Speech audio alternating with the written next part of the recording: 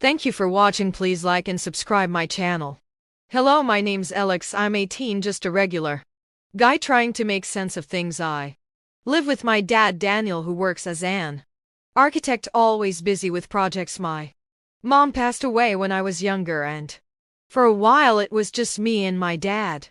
That was until he remarried a few years ago. Her name's Charlotte. She's not like any stepmom I've ever imagined. She's young, smart, and honestly it feels like she's more of a friend than a mother figure, but recently things have gotten complicated. Let me take you back to that day, the one that changed everything. It started like any other lazy afternoon. My dad was out of town for work and my mom, well, Shiro was running errands, leaving me alone in the house. It's not like I mind being by myself. I've gotten used to it, so I spent the afternoon in my room, lounging around and scrolling through my phone. The quiet of the house was soothing. I had just come out of the shower, still damp, wearing nothing, and playing with myself as I was full of desires and single. I was on my bed, phone in hand, completely aware of the tension building in the house. The house was unusually still. There wasn't a sound, not even the hum of the fridge in the kitchen. I tried to shake off the feeling that something wasn't quite right. That's when I heard a soft knock at my door. I wasn't expecting anyone. My heart skipped to beat. My first instinct was to put my shirt back on, but I hesitated. Who would be at the door before I could move? The door creaked open. There she was, Charlotte, standing in the doorway, her eyes locking onto mine in a way I hadn't seen before. She was dressed casually in a light sweater and jeans, her dark hair falling loosely around her shoulders. She seemed uncertain, like she was waiting for something. I didn't know what to do. I had been completely caught off guard. Sorry, she said, her voice soft but with an underlying tension. I didn't mean to interrupt. I immediately jumped to my feet, trying to grab my shirt and pull it over my head, but something in her expression stopped me. She wasn't angry. She wasn't upset. In fact, she was just watching me, her gaze lingering. Charlotte, I stammered, my heart racing. I wasn't expecting anyone. She didn't say anything for a moment, just took a slow, deliberate step into the room. There was a strange air about her now, like everything was different, like this wasn't just a simple visit. She took another step closer and I froze. My pulse was hammering in my chest. I felt exposed, not just physically but emotionally. My mind raced. Should I apologize? Should I tell her to leave? But before I say anything, she spoke again.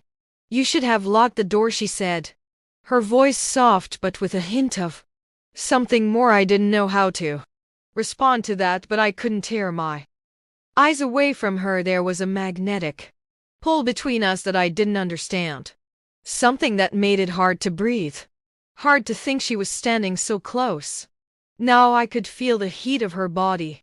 Her presence was overwhelming. I didn't think I started to say, but the words died in my throat as she stepped even closer, her hand brushing against my bare arm. I know, she whispered. You didn't think there was something in her eyes, something deep, something I couldn't look away from. She was looking at me like she saw through me, like she knew exactly what was going through my mind. It felt like she was waiting for me to make the next move. For a long moment, neither of us spoke. The silence between us grew thick, electric. I could feel her breath on my skin, and it made my heart race even faster. Elex, she whispered, her voice low, almost like she was unsure of what to say next. I didn't expect this. I didn't know what to do. My mind was spinning, but all I could focus on was the way her hand hovered near mine, like she was waiting for me to reach out. Then, without thinking, my hand moved toward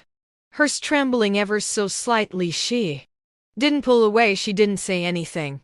But the way she looked at me, it was like she was giving me permission. It was like she was waiting for me to make the first move. I took a step closer to her, my body moving almost of its own accord. Her eyes didn't leave mine as I reached up to touch her face, my fingers grazing her soft skin. The connection between us was undeniable now, the tension between us unbearable. Just As I leaned and about to kiss her, the sound of footsteps in the hallway broke.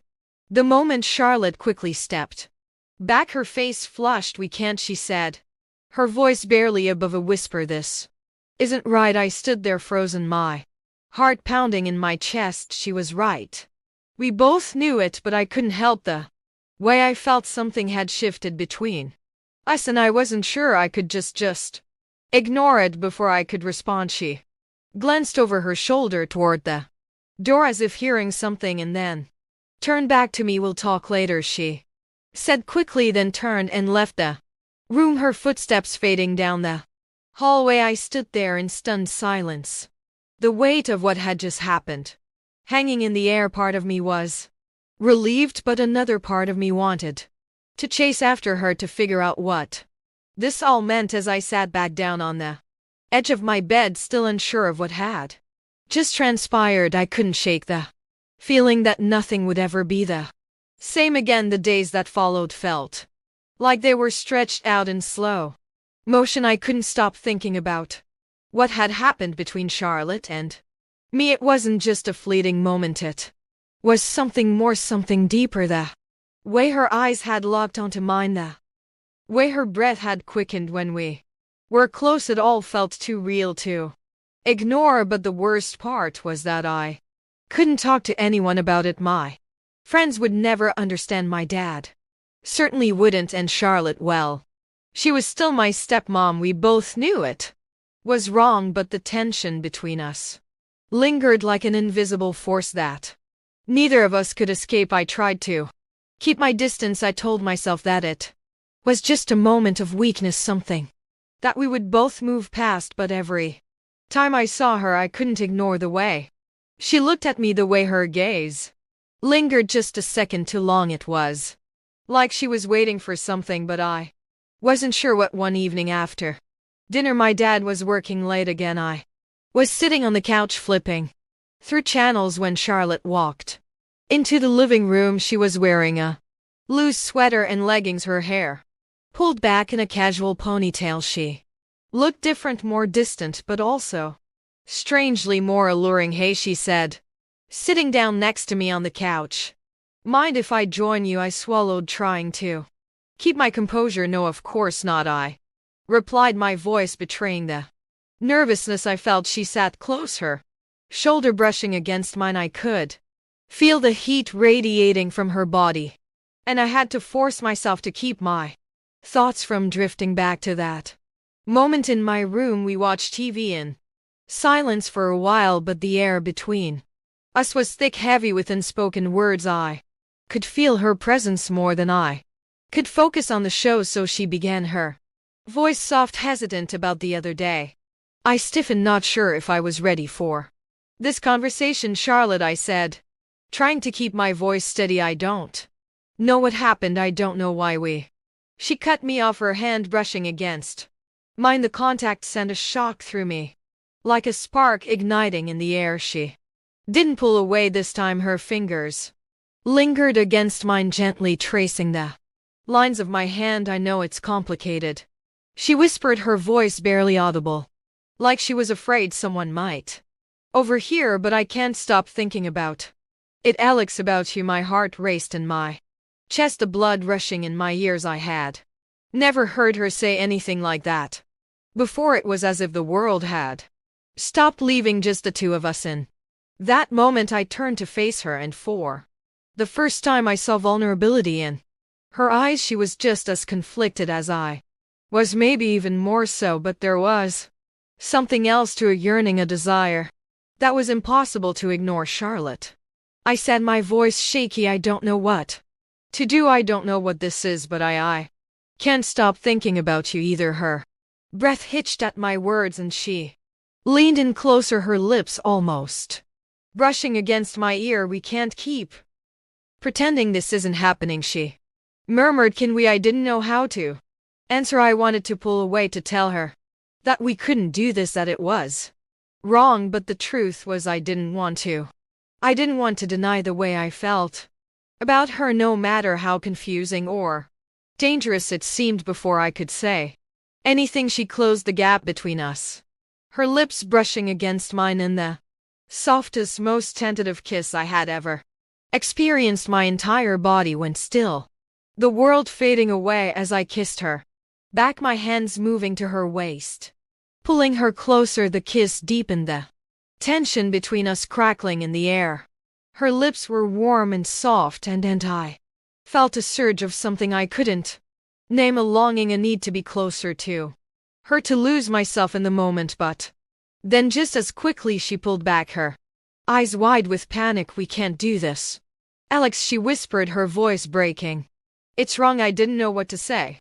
Part of me knew she was right, but another part of me didn't care. All I knew was that I couldn't stop wanting her. "Charlotte," I said, my voice low, "I don't care. I just need you." Her gaze softened, and for a moment I saw the same desire in her eyes that I felt in mine. But then she looked away, her face filled with regret. "I can't," she said, her voice trembling. "I can't do this to your dad, to you." I understood I did, but it didn't make it any easier. I wanted her more than anything, but the consequences of crossing that line felt too heavy to ignore. She stood up quickly, brushing her hands through her hair in frustration.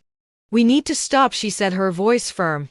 "This can't happen again." And just like that, she was gone, leaving me alone in the dimly lit living room, my heart racing, my mind reeling from everything that had just unfolded. The silence that followed felt like a weight pressing down on my chest. I didn't know what the future held. I didn't know if I could forget what had just happened, but one thing was clear: things had changed between us, and I wasn't sure if we could ever go back to how it was before. The days after that night felt like I was living in a fog, unable to focus on anything. My mind kept replaying that kiss over and over again, the way Charlotte had felt in my arms, the softness of her lips against mine. It was like I was addicted, unable to break free from the pull between us. Every time I saw her, I felt that same rush of emotions, that same longing. It wasn't just physical, it was deeper than that. It was as if every part of me was drawn to her in a way I couldn't control, but at the same time I knew this wasn't right. I couldn't shake the guilt that gnawed me. Every time I thought about what had happened, I'd spent my whole life looking up to my dad, trusting him. He was the one who had raised me, who had been there for me through everything, and here I was about to betray him in the worst way possible. I couldn't stop myself, though. The pull I felt toward Charlotte was becoming overwhelming. Every time we were alone, I found myself searching for that connection, that spark that had ignited between us, and every time I saw her, it was like I was in a trance, unable to resist the way she looked at me, the way she made me feel. It was a Saturday morning when I found myself in the kitchen making breakfast. The house was quiet, the only sound the sizzle of bacon in the pan. I hadn't seen Charlotte yet, but I knew she'd be up soon. My heart raced at the thought of seeing her. I tried to push the thoughts out of my head, but they wouldn't go away. The memory of her body pressed against mine, the way her breath had quickened when we kissed, it was all too much. Just as I was setting the plates on the table, I heard footsteps behind me. My body tensed, and I turned to find Charlotte standing in the doorway, her dark hair cascading down her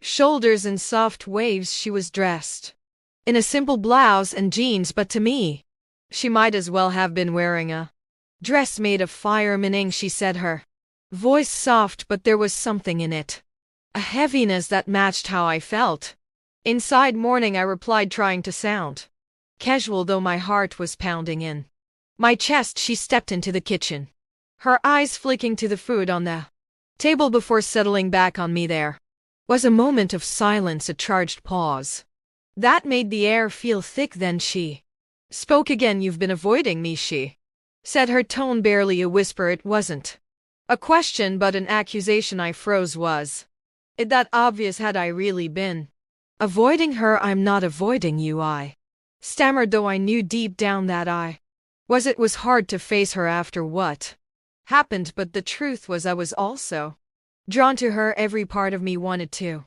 close the gap, to reach out and touch her To feel that connection again, she took a step closer and I could smell the faint scent of her perfume, a mix of jasmine and something else I couldn't place. Made my head spin. You know this isn't right, she whispered, her voice barely audible. We can't keep doing this, Elex. I wanted to respond, to tell her that I couldn't help how I felt, that I didn't want to fight it anymore, but instead I stood there frozen, my heart torn between what was right and what I wanted more than anything. I don't know how to stop, I admitted, my voice barely above a whisper. The words felt like they were slipping out of my mouth before I could stop them. Charlotte's expression softened, but there was a sadness in her eyes now, a sadness I hadn't seen before. She reached out her hand, brushing against my arm in a fleeting touch. You have to stop, Elex, she said softly, her eyes searching mine. This isn't just about us, it's about your dad too. It's about everything we've built. Do you really want to destroy that? Her words hit me like a punch to the gut. The weight of what she said sunk in, and for the first time since that kiss I saw the bigger picture. My dad, the man who had worked so hard to give me everything I had, who had been there for me through every hardship. How could I betray him like this? But the pull I felt toward Charlotte didn't go away. It was still there, simmering just beneath the surface, urging me to give, and I could feel the conflict rising inside me, a battle between my heart and my conscience. I don't know if I can, I said, the words tasting bitter on my tongue. I don't know how to stop feeling this way about you. Charlotte took a deep breath, her hand dropping to her side. You have to, for your sake and for mine and for your dad. Her words were like a cold shower, waking me up to the reality of what was at stake. I couldn't keep chasing something that was never meant to be. I couldn't keep risking everything for a fleeting moment of passion. I turned away, running my hands through my hair in frustration. I don't want to hurt anyone, I said, my voice shaking with emotion. I don't know what to do anymore. You don't have to do anything, Charlotte replied quietly, just let it go. We have to let it go. Her words cut through the tension in the air, and I finally realized that she was right. I was on the edge of making a voice that would tear everything apart. I couldn't do that, not to my dad, not to her, and not to myself. With a heavy heart I nodded.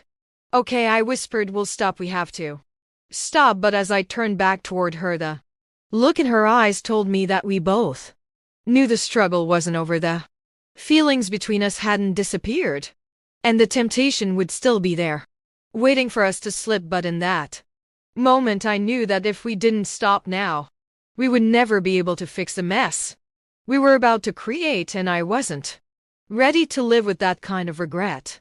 Thank you for watching. Please like and subscribe my channel.